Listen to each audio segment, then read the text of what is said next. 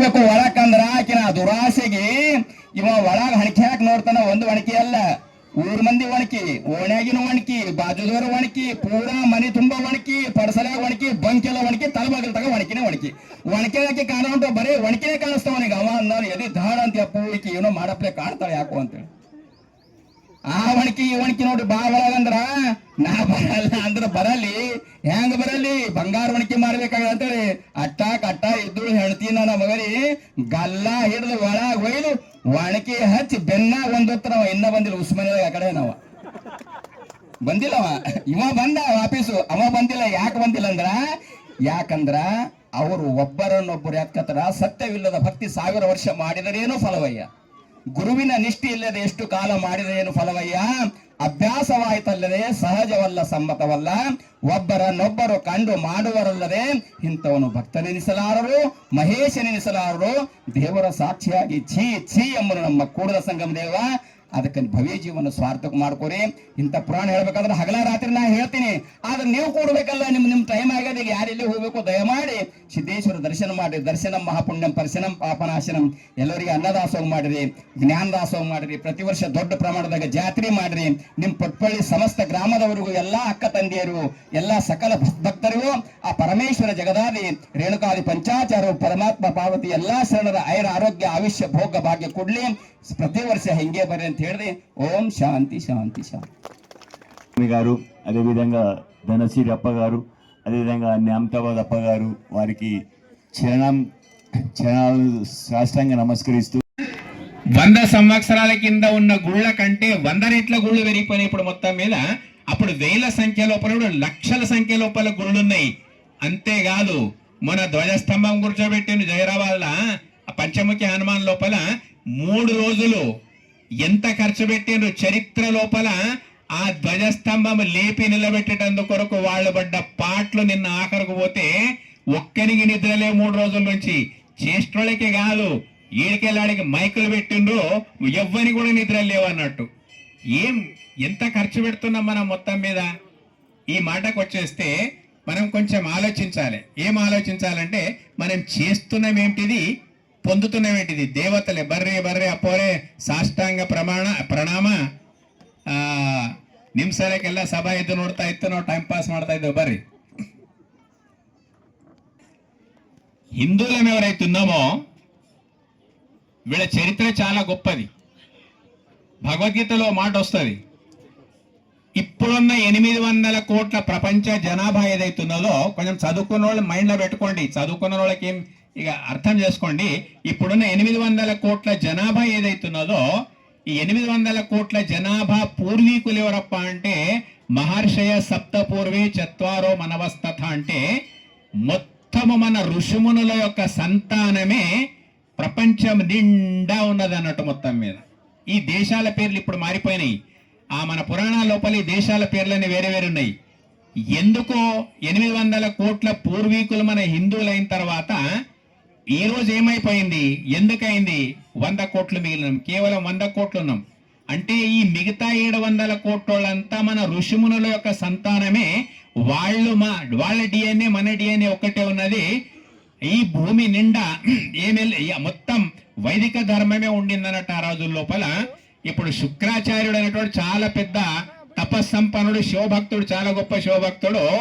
అతని యొక్క head office ఏదో తెలుసా? ఆ కాలం లోపల మక్కా మసీదే ఆయన యొక్క హెడ్ ఆఫీస్. అక్కడ ఉండే ప్రపంచం నిండా ఆయన ఏం చేయాలో అదంతా చేసినటువంటి వ్యక్తి. ఆ కథలు వేరే ఉన్నాయి మొత్తం మీద. అటువంటి ప్రపంచ వ్యాప్తంగా మన ధర్మమే ఉండినటువంటి పరిస్థితుల లోపల ఇప్పుడు ఏమైపోయింది, ఎందుకైపోయింది ఇట్లా? 100 కోట్లే మిగిలినరు. ఆ 100 కోట్ల 100 తూట్లు ఉన్నాయి. ఏమైపోయినరు? 200 కోట్ల మంది ముస్లిమ్స్ అయిపోయినరు, 250 కోట్ల మంది క్రిస్టియన్స్ అయిపోయినరు, 250 కోట్ల మంది ఏ మతానికి నమ్మనటువంటి లెఫ్టిస్టులు అయిపోయారంటే కమ్యూనిస్టులు, నాస్తికులు, వాళ్ళందరూ తయారైపోయారు. ఎందుకు తయారైపోయినారు ఇట్లా? ఎందుకు తయారైపోయినరు? సోయి మనకు లేదు. బాస్మతి బియ్యం తెచ్చి భార్య కొండమని చెప్పేస్తే వండిందమే నీళ్లు ఒక గ్లాస్ పోసుడు మర్చింది, తక్కువ నీళ్ళు పోసింది. అది తయారైన తర్వాత ఏమైపోయింది? వాడు తిన్నికొచ్చిన ఒకడు, అది పలుకు పలుకు అయిపోయింది. ఇది బాస్మతి బియ్యం ఉంటేమి బిర్యానీ ఉంటేమి లాభం ఏమొచ్చింది అంత మొత్తం మీద? వండే సోయి లేదు. లేకపోయినందుకు ఏమైపోయిందంటే కిరాయికి పక్కకింట్లో వచ్చిందామే ఒక గరీబ్ ఆమె అడుగున్నది అన్నాడు. అన్న అట్లనే పోకు నువ్వు, నేను అన్నం వండినా, నేను మంచిగా వండినా తినిపోయేదో పొరపాటు అయిందో గ్లాస్ మరిచినట్లున్నా అని చెప్పేస్తే తీసుకురామంటే ఆమె ఫ్రీ బియ్యం, కంట్రోల్ బియ్యం వస్తున్నాయి కదా, ఫ్రీ బియ్యం పువ్వుల్లాక వండింది. ఆకలి కొనడానికి పలుకు పలుకు బాస్మతి కావాలనా, లేకపోతే పువ్వుల్లాక చేసినటువంటి అన్నం కావాలనా? ఏం కావాలి? అట్లా నీ వేదాలు మస్తున్నాయి, శాస్త్రాలు మస్తున్నాయి, పురాణాలు మస్తున్నాయి. ఏ మత గ్రంథాల లోపల కూడా కొత్త మాట లేదు, రాసి పెట్టుకోండి. ఎన్ని మతాలు ప్రపంచం లోపలికి వచ్చినా కొత్త మాటలు ఏమీ లేవు, కొన్ని తప్ప. అన్ని పాత గ్రంథాల లోపలే ఉన్నాయి. ఆ ప్రవక్తలు కూడా చెప్పారు, నేనేం కొత్త చెప్పకొచ్చిన, అంతా పాతగున్నది చెప్తున్నా అని చెప్పేసి. ఇటువంటి ధర్మం ఏమైతుందో మనకు సోయి లేదు. ఎట్లా సోయి లేదు? దేవాలయాలను వాడుకునే పద్ధతి తెలియదు, బ్రహ్మోత్సవాలు ఇంకా ఎన్నెన్నో ఉత్సవాలు ఉన్నాయి మొత్తం మీద. వాటిని వాడుకునేటువంటి పరిస్థితి లోపల మనం లేము. అందుకొరకే మీకు చెప్పబోయే సారాంశం ఏమిటంటే, మొత్తం మీద ఈ రకంగా కనీసం వాడుకోండి. ఎట్లా? ఏ ఊళ్ళో దేవాలయాలు ఉంటే ఆ ఊళ్ళో ఏమి కట్టేటప్పుడు ఏం చేస్తున్నారు మన వాళ్ళు అంటే, ఊరు మందికి అంతా చందాలేసి వసూలు చేసి దేవాలయాలు కడుతున్నారు. కట్టిన తర్వాత ఏమైపోతున్నది, పూజ చేసేవాడు దొరకొచ్చిండు, ఆ తలుపులు తెరిచి పెడితే కుక్కలు పోతున్నాయి లోపలికి. ఇది దేవాలయాల పరిస్థితి. ఇది కాదు, వాడుకోండి. కట్టడం చాలా గొప్ప విషయం, వాడుకోండి. ఎట్లా వాడుకోవాలంటే, కనీసం ఎవరికి వీలున్నప్పుడు వాళ్ళు వారాలతోనే, తిథులతో లెక్క పెట్టకండి. మంగళవారం ఒకరికి వారం అంట, గురువారం ఒకరికి వారం అంట. ఏమి పుట్టేటప్పుడు వారం పుట్టాలని పుట్టినరా ఏమన్నా? మొత్తం మీద చచ్చేటప్పుడు ఫలానా వారంలో చచ్చిపోతామని మన రూల్ ఉన్నదా? కాబట్టి వారాలు, తిథులు, పుణ్యాలు, అమాసలు లెక్క పెట్టకూడదు. పంచాంగం చూసి దేవుని దగ్గర పోతారు ఎవరన్నా? మొత్తం పెళ్లి చేసుకున్నాడు నాదేమన్నా పంచాంగం చూడడానికి? ఏ వారం అయితే పర్వాలేదు, ఏ దినం అయితే పర్వాలేదు, ఖచ్చితంగా మీరు అక్కడికి పోయి ఏ మీ కోరికలు ఉంటే ఆ కోరికలు నెరవేర్చుకునేందుకు కొరకు ప్రయత్నం చేయండి. ఇక మహిళల గురించి చెప్తున్న ఒక మాట చూడండి.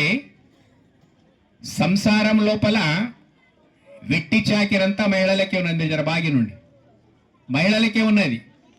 నన్ను కనడము మా అమ్మ వంతు, నన్ను 25 ఏళ్ళ దాకా పెంచడం ఆమె పని, మరి మా అప్ప సేవ చేయడం ఆమె పని అనుకోండి.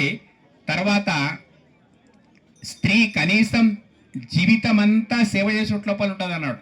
పుట్టిన పిల్లలకు సేవ చేయాలి, చేసుకునే మొగనికి సేవ చేయాలి, వచ్చినోళ్ళు పోయినోళ్ళు చూసుకుంటుండాలి. అంతా కుటుంబ బాధ్యతలంతా స్త్రీకే. స్త్రీ కనుక లేకపోతే పురుషునికి అస్తిత్వం లేదు. ఎట్లా లేదంటే, నేను పుట్టింది మా అమ్మకు, నాకు 25 ఏళ్ళ దాకా మా అమ్మనే చూసి, ఆ తర్వాత ఇంకొక ఆమె చేతిలో పెట్టి ఆమె ఒక 50 ఏళ్ళు చూస్తుంది అనుకో. చూసిన తర్వాత మిగిలిన 75 సంవత్సరాలు మొత్తం అమ్మతోనే భార్యతోనే గడిచాయి కదా. గడిచిన తర్వాత మిగిలింది, ఒకవేళ భార్య మొదలు పోయింది అనుకో, ఎవరికన్నా పోతే తర్వాత తిట్టుకుంటానో ఏం చేసుకుంటానో కోడళ్ళే చూసుకుంటారో ఆడపిల్లలే చూసుకుంటారో తప్ప మోపిల్లలు ఎవరు చూసుకోరు. అంటే ప్రపంచం లోపల వెట్టి చాకిరి అంతా మహిళలకి ఎక్కువ పెట్టిండు దేవుడు. మీరు అడగొచ్చు, మాకు పెట్టినావు కదా, మా గతి ఎట్లా అంటే, మీకు ఇంకొక వరం ఇచ్చాడు. ఏంటిదంటే, వెట్టి చాకిరి మీరు పెట్టింది కరెక్టే ఉన్నది, భక్తి మార్గం లోపల మాత్రము మీకు సబ్సిడీ ఇస్తున్నా అని చెప్పాను అన్నాడు. 90% డ్రిప్ పైప్లకు సబ్సిడీ ఉన్నది కదా, 90% సబ్సిడీ. భక్తి మార్గం లోపల మీకు 90% సబ్సిడీ ఇస్తున్నాను అన్నాడు. ఏంటిది సబ్సిడీ? ఎట్లు ఇస్తున్నావు దేవుడా? ఇగో మొగోడు ఖచ్చితంగా స్నానం చేయాలి, స్నానం చేసి వాడు పరమాత్మని ధ్యానం, పూజ, పునస్కారం చేయాలి. వానికి స్నానం చేసిన దాకా వాడు పరమాత్మని నామస్మరణ అప్పుడే చేయాలి వాడు మొత్తం మీద అని చెప్పేసి వాళ్ళకి చెప్పి, మీకేమన్నాడు తెలుసా? పక్కల నుంచి లేచినప్పటి నుంచి రాత్రి నిద్ర వచ్చేంత వరకు all time free, ATF all time free. మీకు ఎప్పుడైనా మీరు భగవంతుని యొక్క నామస్మరణ చేయదు. ఏ మంత్రం చేయాలనేటువంటి మాటకు వచ్చేస్తే ఓం నమ శివాయ మంత్రం చేయండి. ప్రొద్దున లేవన్నాడు, ముఖం కడిగినరా, మైల పేరుతున్నారా, ముట్టు పేరు, నథింగ్, అవన్నీ ఏమీ లేవు. ఎందుకు లేవంటే శివమంత్రానికి ఎలాంటి సూతకం లేదు. అక్కమాదేవి అదే చెప్పింది. సప్తకోటి మహామంత్ర ఉపమంత్రಗಳಿಗೆ ಲೆಕ್ಕವಿಲ್ಲ, ಚಿತ್ತ ವ್ಯಾಕುಲನಾಗಿ ಭ್ರಮಸಿದಲೆ ಮನವೇ ಶಿವ ಶಿವ ಶಿವ ಶಿವ ಶಿವ ಶಿವ ಎಂದರೆ సాలదే. అంటే ఎన్నో మంత్రాలని ప్రపంచం లోపల, ఆ మంత్రాలంతా మహిళలకు చాలా అనుమానం ఉంటుంది దాని లోపల. శివమంత్రం మాత్రం ఎలాంటి అనుమానం లేదు.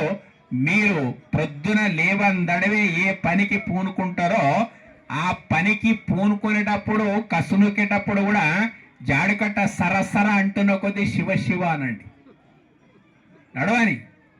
ప్రతి టైం లోపల మహిళలు చేసినటువంటి జపం లెక్కకు వస్తుంది. ఆడ బ్యాంకులో పైసలు జమ చేసినట్ల భగవంతుని ఖాతా లోపలే జమ అయిపోతుంది. ఆ తర్వాత ఏం చేస్తారు మీరు?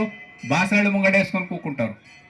మాట్లాడేటోళ్ళు ఎవ్వరు లేనప్పుడు మీరు చెత్త చెదారం ఆలోచనలు చేసుకుంటూ ఊకోకుండి ఆ మనసు లోపల మహిళలైనా పురుషులందరే కానీ ఆ మనసు లోపల ఓం నమ శివాయ మంత్రం తీసుకొని రండి. ఎందుకంటే నిర్మాణాత్మకమైనటువంటి ఒక పని కావాలి మీకు. కథల పురాణాలతో పనిలే, సాధన కావాలన్నట్టు. సాధన లేకపోతే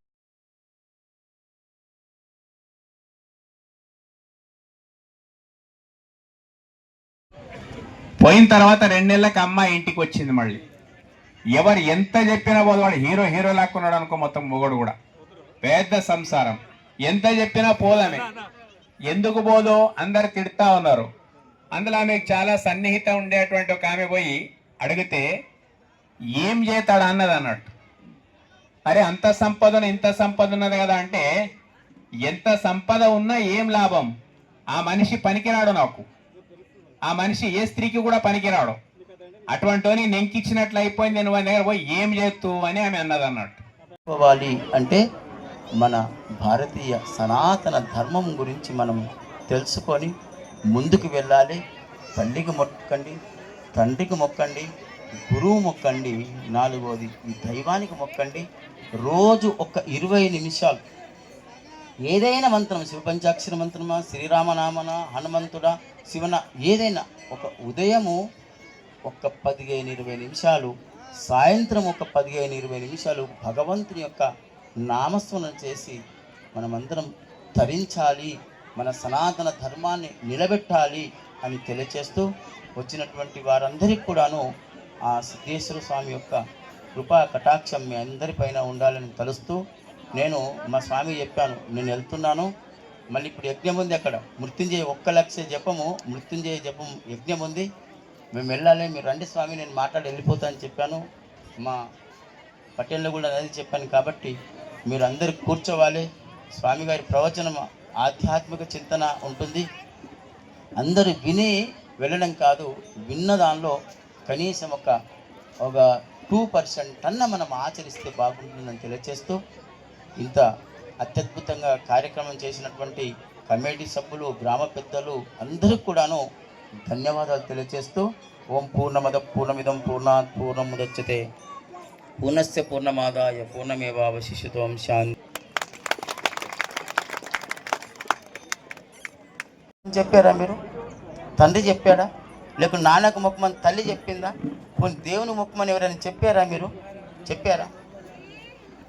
చెప్పలేదు. గౌరవించమని చెప్పారా? చెప్పలేదు. చుట్లో ఎవరైనా కనుక మీ అత్త కానీ మామ దగ్గర కానీ పిల్లాడు కూర్చుంటే కొట్టి తీసుకొచ్చే తల్లులు చాలామంది ఉన్నారనుకుంటా.